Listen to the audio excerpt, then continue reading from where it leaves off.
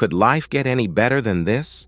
I thought to myself, as I stretched out luxuriously on the king-size bed and glanced at the clock on the bedside table of the five-star hotel I was staying in.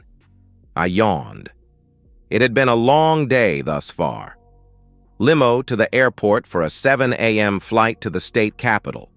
Another limo to Parliament House. Meeting of the shadow cabinet with hangers-on, whisked back to the hotel for a quick meal. Intimate with lover, shower again, intimate with lover again, nap, wake just in time to check in with husband and kids at home, a nightly routine I never missed while away on these trips every month. It was time for my loving wife act. Time to put my night clothes on and phone Dave at home and talk to him and perhaps the kids. When I started these trips 2 years prior, the novelty of my being away meant the kids normally joined in the Zoom call with my husband. But with them now being of ages liking their independence as well as the passage of time having bred contempt, I was unlikely to see them tonight. Shit. I'm being rude and haven't introduced myself, have I? My name is Camille Brown, wife of David Brown, mother of Dennis, 17 going on 70, and Jenny, an aloof 16-year-old. I married young and was a stay-at-home mom until Jenny started high school. Dave supported me doing a certificate IV in public relations, and soon after graduating, I jagged a job in the PR department of the local hospital. That's where I met Mike, rising star in local politics and a national Australian rules footballer in his heyday, a commentator of the game on national TV after his playing days were over, and owner of a used car business. 12 years ago, he'd stood for and won a seat in state parliament, and when his party also got the majority, he was made, no surprise, Minister of Sport. From there, he'd steadily progressed toward the top of the tree and was now deputy leader of his party and chief whip. He made the news and came to my attention after being shot coming out of a bar one night. No one was ever arrested for it, and the police remained clueless on who the perpetrator was. With Mike being a politician, having a bit of a reputation as a philanderer and a used car salesman, the joke at the time was that if the police had asked everyone with a grudge against him to step forward, the city would have been gridlocked for 2 days by the queue. He was in my hospital for 4 weeks, and I got to talk to the press on his status. To cut a long story short, he hired me into his campaign team, got me a senior staff position after that, and then bankrolled me into standing for a seat in the local parliament. I won the seat, but my party didn't win government, so I became a backbencher. That's where I am now, career-wise. Camille Brown MP, Special Assistant to the Deputy Opposition Leader and Chief Whip, aka Mike. That qualified me to attend shadow cabinet meetings, but to have to sit at the back during them. That reminded me. Sitting tomorrow would be a little uncomfortable. As soon as we'd entered the room after dinner, Mike had bent me over a chair, lifted my skirt, whipped my knickers down, pulled a tube of lube from his pocket, unzipped slathered lube on his less than impressive Johnson, and unceremoniously shoved it up my back. Oh, the things I do for ambition and his patronage. The clock ticked over to 9 a.m., and it was time for my act. Adjusting my pajamas to reveal a little cleavage, I hustled Mike off the bed, pointed to a chair near the desk, and told him to be quiet. He knew the drill. We'd done it often enough. If we'd had adjoining rooms, he would have gone back to his. But on this particular trip, we didn't, and we both thought it wise to minimize trips in the corridor between his room and mine. Before dawn, when there was unlikely to be anyone around, he'd sneak back along the corridor to his room. Laugh, if you like, but it was by covering every base that we'd successfully hidden our affair for 4 years. Opening my laptop, I hit the necessary keys to connect to home via Zoom. Dave appeared on the other end, sitting on the leather lounge in our rumpus room, part of the 8-bedroom mansion, befitting an MP married to a successful businessman. By the angle, I knew his laptop rested on his lap. Dave and I began chatting comfortably while Mike sat bored and naked, waiting for me to finish and round 3 to begin. So bored, in fact, that he began one of his puerile games. This one was called, "Let's try to distract Camille and make her laugh while she's on the phone with her loving husband, aka the unknowing cuckold." Trying to hide either a smile or a look of annoyance, I longed to be able to bark at him to stop it. In my peripheral vision, I saw Mike standing there with his erection in his hand while he mimed pushing me to the floor at his feet and holding the back of my head while he throat-f***ed me. Not that again. He bruised my mouth the last time he did that, and I spent half the night cleaning puke off the carpet. I must have drifted off for a second because the next thing I knew, Dave was saying rather insistently, Camille, can you please ask Mike to stop that?" It's demeaning and downright embarrassing to him. Talk about surreal. Mike froze in mid-pump and my mind went numb. Dave stayed quiet. "What are you talking about, Dave?" Then I remembered with relief. My husband had a mischievous sense of humor. He was always saying things like, "Put that man down and come out to lunch with me," when he rang me at the office. Today must have just been a lucky strike on his part. I decided to play along with it. "No, dear. I've sent Mike and all the other men back to their rooms. The orgy is over for the night." Dave didn't smile or laugh as I expected. Something was wrong. I decided to brazen my way through this and at the same time throw a little smokescreen. When I'd first started traveling with Mike, Dave had quaintly warned me that he had a reputation as a p***. Dave? Really? I think I could do a little better than Mike, don't you think? I know I'm not out of your league, but surely if I was going play around, I'd choose someone a little better than that old coot, wouldn't I? Mike pretended to look hurt and began miming slapping my face with his now only half-erect Johnson. Dave still wasn't smiling. He took a deep breath, appearing to come to a decision. I saw his arms extend to grab the laptop and swing it around until it was facing the huge TV screen on one wall of the rumpus room. What was on the screen staggered me. The screen was split into 2 views. One showed me lying on the bed.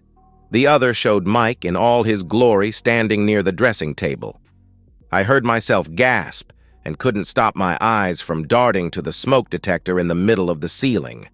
Obviously, where the cameras were, that was my undoing. What the hell do you say in a situation like that? I stared at the screen and watched the on-screen Mike walk over to the bed. Staying out of the laptop camera's view, he leaned over to look at the screen from the side, gasped, and stood bolt upright again. He was as speechless as me. Dave wasn't, though. "Hi, Mike. I say, where is the other half of your Johnson?" Mike blushed deeply. Whether from being busted or through the insult to his manhood, I neither knew nor cared. I could just imagine the view Dave had of our 2 mouths, opening and closing, like guppy fish at feeding time. His next words were fairly incongruous, though. "Now do you believe me?" The screen on my laptop went through another vertigo, inducing traverse of the room at home. When it stopped, I had a view of only half of Dave sitting on the couch, but a full view of the 2 people sitting next to him. 2 words slipped through my befuddled brain to my lips. "Mom, Dad." My father, with a look of thunder on his face, was shaking his head from side to side as if in denial. My mother, always the expressive one, said in a voice I barely recognized, it was so croaky, "Oh, Camille, I thought we raised you better than that." She then burst into tears and leaped out of the field of view. Dad followed with a hissed. With the slam of a door, I deduced they'd left the room. It was well-known family lore that my parents' marriage was the second for both of them. They'd found each other after divorcing their exes for cheating. If my heart gave out, and it certainly felt like it might, it was racing so fast I would be lucky if they even deigned to pee on my grave. Looking away from the screen in sheer embarrassment, I glanced at Mike. He was still naked, bizarrely, and, knowing him as well as I did, I could see the thoughts crossing his face like an LED scrolling sign. Dave must have known before today to arrange cameras in the room. Camera footage could be recorded. Recordings such as those could damage a career, end a marriage, lose a guy his job. As I watched, a look of determination suffused Mike's face. He grabbed a pillow, used it to hide his shame, and came to sit on the bed beside me so he was finally visible on my laptop camera. He hissed, "Now listen, cucky boy, I'm sure you're way too smart to go tell anyone about this. One sniff of the party, the media, or my wife getting a hold of this, then your dinky little business is finished. You'll find all your current contracts drying up and good luck getting new ones." His voice abruptly stopped. A figure stepped into view behind the couch Dave was seated on. At first, all that could be seen was a torso. Who it was revealed when Dave's arms again reached for his laptop screen to tilt it backwards a little. There stood Mary, Mike's wife. You would have expected her to look livid, but instead, she sported a soft smile. Strangely, she didn't say a word, just tilted her head and looked around the room, obviously checking for witnesses. Presumably, spotting none, she leaned over Dave, her left hand grabbing his chest, while her right moved further down. It was off-screen, but I think she was caressing his package. Dave's eyes bugging out confirmed as much. By the look of him, Mary's move was unscripted and almost unwelcome. "Camille, old friend, I really wonder why you gave this up for the pathetic excuse for a pee-pee hidden behind that pillow. Shit. A face washer could do that job well enough." Then her expression became serious as she straightened up, her hands resting casually on Dave's shoulders. "Don't bother coming home anytime soon, dear. Your key no longer works for my house. If you need reminding what was in our prenup, well, you know who my lawyer is, just ask him." She was probably going to say more, but just then I heard a door and Jenny, my sweet, innocent Jenny, say off camera, "Dad, it's on next." The laptop screen view swung sickeningly again to show Jenny coming to a halt in front of the huge TV. With her was my son Dennis, pointing the remote at it. He was flicking through the TV channels. A news anchor appeared on the screen. Just to repeat tonight's top story, in a joint news conference this evening, the wife of the Labor Party chief whip, Mike Harding, and the husband of fellow MP Camille Brown have jointly sued for divorce from their spouses on the grounds of adultery. They have been allegedly conducting an affair when attending monthly shadow cabinet meetings here in the Capitol. Stuart Burns, the leader of the opposition, says their party memberships will be canceled immediately. "It's exactly the disgusting behavior our party is trying to stamp out," he released in a statement. The screen went blank as Dennis hit the remote before turning to the camera on Dave's laptop. "You did want to be famous, Mum. In case you're wondering, Dad asked us before telling the media. We said you deserved all you got." With that, he put his arm around his sobbing sister and walked her off camera. The screen turned back toward Dave and Mary again. He had a tear trickling down one cheek as well. If for no other reason than the tears in our children's eyes, "I will never forgive you for this, Camille. Don't expect me to be generous in the divorce. I've had plenty of time to hide everything from you and your lawyer. As for you, shithead, you and I will have a date one night in a dark alley. Until then, kiss your balls goodnight every time you go to bed. They have an appointment with a rusty knife and a dumpster." For the final time, my husband's muscular arm reached out and the screen went blank. I was stunned. Mike recovered quicker than me, and man of action that he is, he threw on his pants and shirt, but didn't button it up. He strode to the door and reefed it open. He again froze as a barrage of flashbulbs lit off, and a dozen questions were hurled at him simultaneously. Stepping forward carried him through the door, which he slammed behind him. I looked down at my nightie, and visions of the next day's front pages flashed before my eyes. I could not think of a single pillar that was supporting my life 10 short minutes ago that was still standing. I remembered thinking later that I finally knew what rock bottom felt like. I was wrong, of course. My screen came to life again with an incoming Zoom call. The image was of a man sitting in a darkened room, at a desk with only a lamp for illumination. I recognized him immediately. I'd been elected on the Catholic vote, and our local bishop was good friends with Australia's cardinal, who had a holiday hideaway near our town. When the pressures of office got to him, he came here and attended our church. That same cardinal sat at the desk, red skull cap and sash in all their splendor. I remembered that adultery was mentioned in some stone tablets given to a guy called Moses a while back.